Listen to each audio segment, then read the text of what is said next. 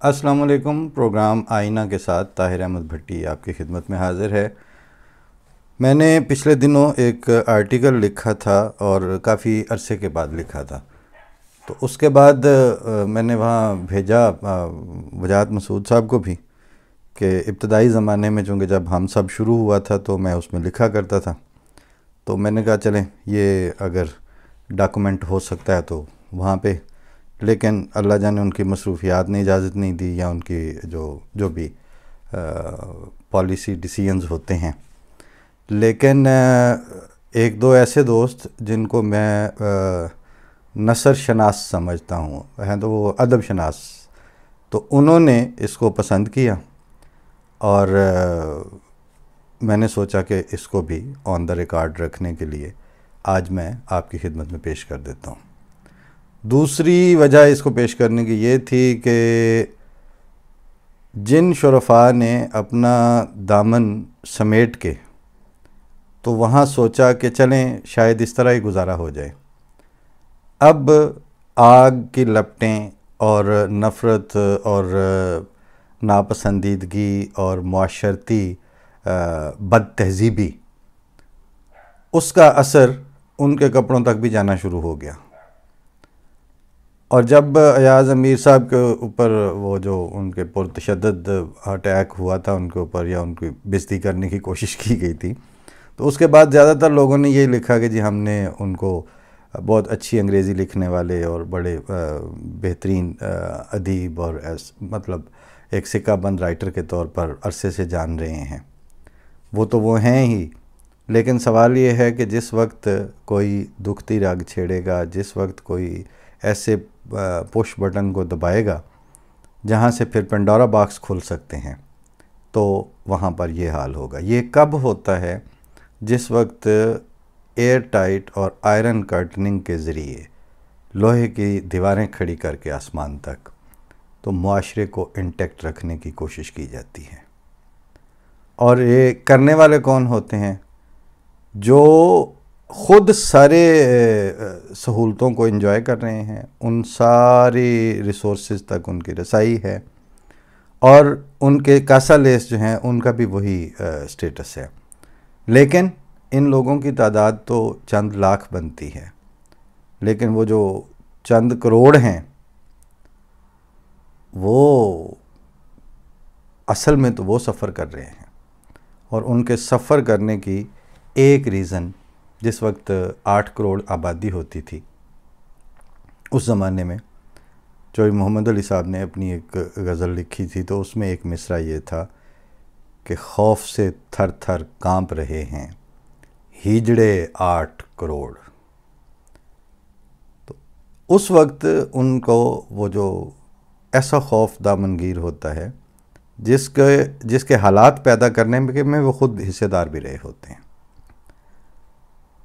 ایک دفعہ حضرت صاحبزادہ مرزا طاہر احمد خلیفۃ المسیح الرابع، مرزا طاہر احمد خلیفۃ المسیح الرابع یعنی امام جماعت احمدیہ، یہ میں تشریح ان دوستوں کے لیے کر رہا ہوں جو احمدی نہیں ہوتے ہیں اور سن رہے ہوتے ہیں، چوتھے امام جماعت احمدیہ۔ ان سے کسی نے پوچھا کہ یہ جرائم اور گناہ اور فلاں اس طرح کی چیزوں میں تو یہ بڑے بڑے لوگ ملوث ہوتے ہیں، لیکن عذاب جب آتا ہے تو اس کا شکار زیادہ تر عامت الناس ہوتے ہیں، پبلک، تو وہ تو معصوم ہیں، ان بیچاروں کا کیا قصور؟ تو انہوں نے کہا کہ قصور کیوں نہیں ہوتا؟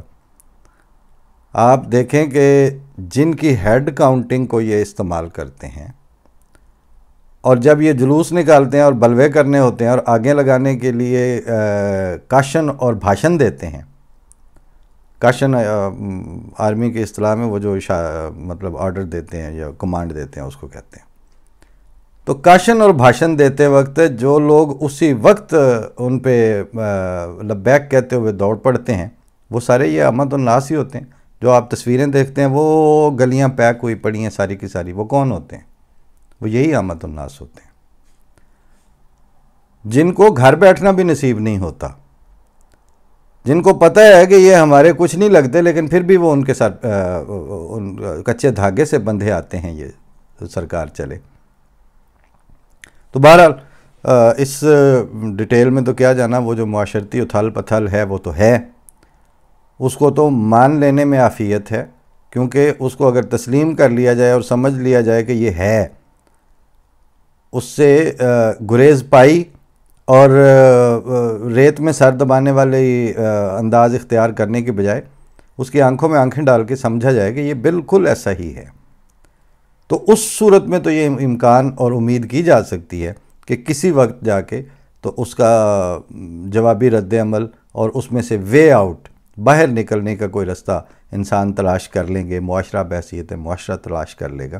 لیکن جب ان ایشوز کو ایشوز ہی نہ سمجھا جائے، ان باتوں کو نان ایشو کے طور پر لیا جائے اور خود اسی میں غرق رہنا ہو کہ آج فلاں جیت گیا، فلاں ہار گیا، فلاں جیت گیا، فلاں ہار گیا۔ اچھا، اب میں مطلب جملہ معترضہ کے طور پر ہی، یہ جو تازہ ترین ابھی الیکشن ہوا ہے پنجاب میں وزیر اعلیٰ کا، تو کون جیت جاتا تو جی بڑا وہ شریف آدمی اور بہت اچھا آدمی تھا اور وہ بڑا ملک کے لیے وفادار تھا۔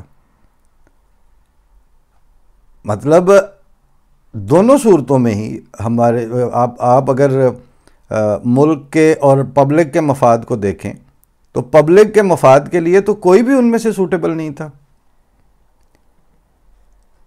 دو بے ایمانوں کے درمیان لڑائی ہو تو جو بے ایمان چنگا دا لگا جائے گا اس کو جیت جائے گا، بس بات ختم۔ تو جب ایسی صورتحال ہوتی ہے تو اس میں امیدیں وابستہ کرنا اور اس میں اور جی پھر سناؤ اس الیکشن دے بارے پھر تہاڈا کی خیال ہے؟ ہمارا کوئی خیال نہیں ہے، ہم تو یہ سوچ رہے ہیں کہ اچھا یہ چیزیں اب اپنے کلائمیکس کو پہنچ ہی جائیں ایک دفعہ اور بات کسی بننے لگ جائے۔ میں وہ آرٹیکل پیش کر دیتا ہوں، تمہید زیادہ لمبی ہو گئی ہے۔ عنوان تھا اس کا "دھرتی دی ونگ پج گئی"، پنجابی بولی سے عنوان لیا گیا ہے۔ مجھے پنجابی کی بولیاں پڑھنی اور سنانی تو آتی ہیں مگر لکھنی نہیں آتی ہیں۔ ایاز امیر صاحب کی تادیب کے لیے جس مکروہ بے ادبی، بدتمیزی اور سفلے پن کا سہارا لیا گیا، اس کو دیکھ کر اور سن کر آج سے مجھے پنجابی بولی بھگتنی اور سہنی بھی آ گئی ہے۔ اب کچھ اندازہ ہوا کہ بولی کا شکستہ سا ٹکڑا بے معنی سا ردھم بن کر روح میں ارتعاش پیدا کرتا ہے اور وجود جھنجھلانے لگتا ہے۔ پھر اس کی زد میں بھوک ہو یا ننگ، رومانس ہو کہ گھمسان، کچوکے ہوں یا کہ نسیان، عدلیہ ہو یا پارلیمان، آزادی ہو کہ زنجیر، اور کوئی چھٹا ہوا بے ضمیر ہو یا مستند سا ایاز امیر، سب اس بولی کی آگ پر جھلسنے لگتے ہیں۔ پھر بولی کو لکھنا اور چھپوانا ثانوی ہو جاتا ہے، وہ پھر سینوں سے ابل کر گلی کوچے میں آباد ہو جاتی ہے۔ ایسی بولیوں کا امین معاشرے کا اجتماعی شعور ہوتا ہے۔ دانشوروں اور اہل حکم اور حشم کے گھر اتنے دانے نہیں ہوتے کہ وہ بولی کی تواضع کر سکیں، اور میڈیا بولی کو پروموٹ کیا کرے گا، وہ تو اس کی تفہیم سے ہی قاصر ہے اور عاری ہے۔ پٹھا ٹنگ کے او میرے کولوں پوچھدا تو سیدھی گل کیوں نہیں کردا، یا پھر یہ بولی کہ اساں لکڑی دے اونٹ بنا لے تے پار سارے آپ چک لے۔ پچھلی 5-6 دہائیوں سے جو لکڑی کے اونٹ ہیں وہ ارباب اختیار کہلاتے ہیں، اور وزن سارے کا سارا وہ اٹھاتے ہیں جن کو جب دل چاہے اٹھا لیا جاتا ہے۔ فضا یہ ہو تو دلوں میں نزاکتیں کیسی۔ ایاز امیر کو تو 72 سال کا ہونے کے بعد کیا تمیز سکھائی جائے گی، لیکن رنگوں کا کنٹراسٹ اتنا واضح ہو گیا ہے کہ اب سر کو صبا نہ لکھنے کے لیے کسی حبیب جالب کی ضرورت نہیں رہی۔ جو بھی آنکھ بھر کے دیکھے گا اس کو جھاڑو پھیرتی باد سموم ہی دکھائی دے گی۔ اب تقریباً سبھی کو پٹنا ہوگا، اور اب ہر کسی کی قمیص چاک ہوگی۔ ایاز امیر کی چاک قمیص ہونے کے بعد اب بہت کرتے اور کئی پاجامے تک چاک ہوں گے۔ ایک انذار البتہ بہت واضح ہے کہ کرتا سب کا آگے سے ہی چاک ہوگا، اور آج کے عزیزان مصر کی زلیخائیں تو بری ہوتی رہیں گی اور خزانوں پر قابض جبری یوسف جعلی یوسف ماخوذ ہوتے رہیں گے۔ گندم اور ضروریات زندگی کے لیے بھکاری اشرافیہ کے بھائی غلہ لینے ایسے بد انتظامی کے مارے ہوئے ملک میں نہیں آئیں گے اور دھرتی بانجھ اور کھوکھلی بالیاں پیدا کر کے قومی استحکام اور ملکی سلامتی کا منہ چڑھائے گی، کیونکہ دھرتی کے نصیب اجڑتے ہیں جب ناگ اذانیں دیتے ہیں۔ کرنے والوں نے ایاز امیر کا مورال برباد نہیں کیا بلکہ اپنی پیٹھ ننگی کر لی ہے۔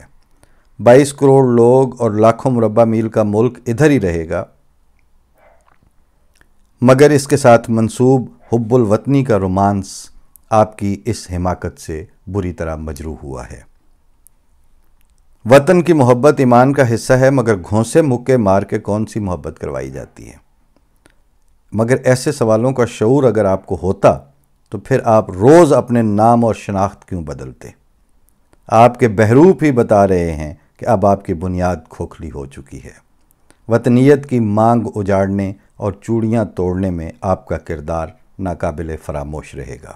تو لیجئے میں اپنی ہی لکھی ہوئی بولی جس سے میں نے عنوان لیا ہے آپ کو مکمل سنا دیتا ہوں کہ ہاتھ پھڑن دا چج نہیں آیا تے ترتی دی ونگ پج گئی۔